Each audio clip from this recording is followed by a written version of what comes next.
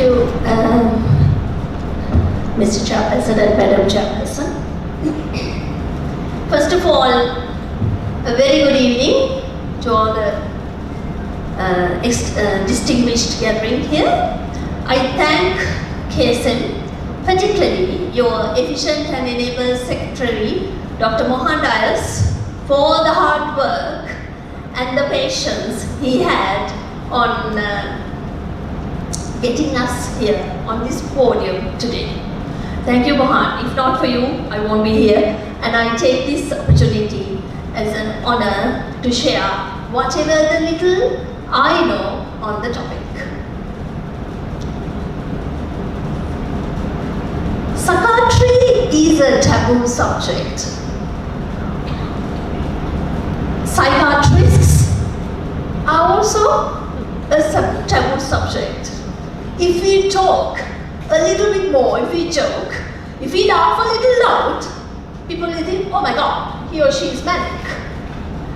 And if we yell at a person or two who deserves to be yelled at, they will say, oh my God, she's or he's being antisocial. And if we just mind our own business and when we are really, putting our head down and doing our own thing, oh, is she or he depressed himself or herself? So, the taboo never ends when it comes to psychiatry. But the good news, my friends, we like it. Because now at least we know now, no longer psychiatry is all about those little voices you hear in the heads, or all those beliefs that you were, assembled in mass, then brought to earth and chopped into pieces, delusions like that. So we are happy you know a little bit more about social phobia, personality disorders, depressions, mania. So that's a good thing. Now, sexuality is, when it comes under psychiatry, it's double taboo, I would say. Because it is something, and a topic. No matter however much we want to pretend. Now, come on, this is 2019. We should talk about these things openly, blah, blah, blah. Sexuality is still in the taboo basket. And under psychiatry, when psychiatrists are talking about a sexual aspect of a condition, I don't know, it is quadruple taboo, maybe. Here we are going to talk about transsexualism. Bear with me. I'd like to introduce some of the terms that we use in this field. Now, gender, ladies and gentlemen, is a social concept. The social concept that denotes a person's perception of being a male or a female. Now, the term sex is biologically determined. There are some forms, there's a small space to denote whether you're a male or a female. That's all in Sri Lanka, that's all we know. But when you cross your big neighbor in the airports, there's another little contour, square, where it says other. And people would wonder, oh my God, what to write there? Other, come on, it's male or female, right? Okay, it's not the case. Now, gender identity is defined as a person's fundamental sense of being a male or a female. Whether a person knows there is a male or a female. Now, gender doesn't lie at a spot. It lies in a spectrum.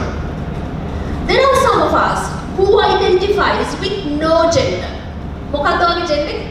I don't have a gender. Oops, right? And some identifies with male as well as female gender. Androgyny.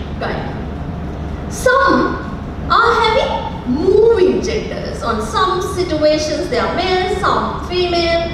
I think Sri Lankan mothers have to take up this moving genders, when they have to take up the father's role and when they have to take up brother's roles or the father's or grandfather's role for that matter.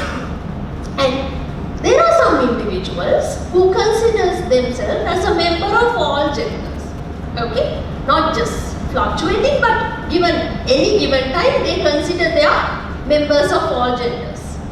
And these individuals that do not conform to the binary division of male or female are known under the umbrella term of genderqueer individuals. Now, classification systems in the world like WHO ICD-10, they have tried to classify gender identity disorder, where the defining feature is an incongruency between anatomical sex and the gender identity.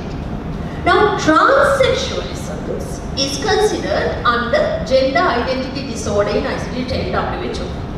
Now, this term is used when an individual seeks or has undergone a social transition from male to female or female to male, which usually involves treatment with hormones or surgery, not necessarily, but they have started the process, or they want to start the process of gender transition.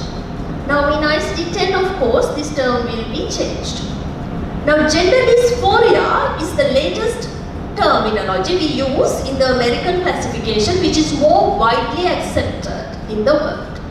Now here, gender dysphoria as a general descriptive term broadly covers many individuals with distress due to an incongruency between the desired gender and one's born gender. And it is expected to facilitate the reliable identification service provision as a broad, big umbrella term. And we use the same term as a diagnostic criteria for people who are planning to take up psychiatry. I heard there are many in the audience, and this is a diagnostic term. It still goes as gender dysphoria. Now, transgender word we use for anybody who believes that they don't belong to his or her own gender. Because not everybody who has a discrepancy with the born sex and the desired sex suffers. Okay? So that means everybody who doesn't believe they belong to the born sex always suffer because of that. So gender dysphoria cannot be used for them because there's no dysphoria. So we can't use that. So transgender is a normal, no distress term used for people who believe they are in the wrong gender. However, they are okay with it. They are cool with it. Okay? Gender dysphoria as a diagnosis, you need 3 things. There should be a discrepancy between the born sex and the desired sex, and there should be distress, functional problem. That is when we go and diagnose it as any mental health disorder. There should be a functional problem and there should be a distress, right? So distress leads to some functional deterioration. And the experience or the gender the individual wishes to be in may be beyond binary stereotypes. That means male or female. It is beyond that. Now, for those who in the audience, in any case they believe, oh my God, what are these psychiatrists are going to impose upon us? They are ruining our culture and this is really too much. Does Sri Lanka need this? Let me take you through a little bit of history, ladies and gentlemen. Homosexualism, fetishism, gender identity disorder and associated conditions considered types of sexual perversions and looked down upon as ethically objectionable until the mid-50s, 1950s. Now Harry Benjamin, who is a pioneer in this field in the world, reported a case of a woman kept in the body of a man, and he called the condition transsexualism when Sri Lanka got the independence, 1948. Independence has nothing to do with this, I'm just taking you back. The first sex reassignment surgery was reported to have been performed in 1952.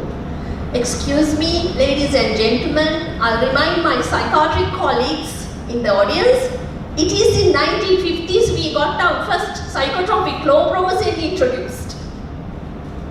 Way back. Psychiatry was not evolved that time. But in 1952, some group of people have done the first reassignment surgery. John Williams Money advocated the concept of gender in 1957. So even before the concept of gender was introduced and discussed, the first sex reassignment surgery has done in the world. How do they present? I'm not going to embark on this much because my third course speaker will talk. Different in different age groups. The pre-pubertal assigned females express strong wish to be a boy or claim that they are already boys. Wants to grow up to be a man. Prefer everything boys prefer. They play cricket, they jump up, they climb trees. Hate or reject anything that indicate they are females. And they don't like attaining menarche. Hide the breast, they tape their breasts to their chest. Strongly desire for primary and secondary sexual characteristics of the experienced gender. The pre-pubertal assigned boys similarly shows their desire to be a female and shows all the features how they desire to be a female and hate anything masculine about them. Adults will usually, but not always, express a desire to be rid of the primary or secondary sex characteristics. And they also have a strong will to acquire the primary or secondary sex characteristics of the expressed or the desired sex. They acquire or adopt the behavior, dressing, grooming and mannerisms of the preferred gender. They feel uncomfortable to be regarded or functioning in the society as members of their assigned gender. There are some atypical presentations as well, but typical presentation has been like that, right? How do we do? What do we do for them? Are we going to cut them into pieces and throw them into Mahabali River or Kandy River? For that matter? No. There are consensus among the expertise in the field. I must admit there aren't many evidence-based treatments in the world, not even in our little country, but even in America, even in very, very transgender friendly countries like Norway, Netherlands, right? Even in those countries, we don't have a huge amount of evidence. However, people have got together and come up with consensus guidelines from the time of as early as 1979. The key thing to management is multidisciplinary team approach. Ladies and gentlemen, we psychiatrists can't do this alone. We need surgeons, we need plastic surgeons, we need VOGs. We need the help of all the people involved in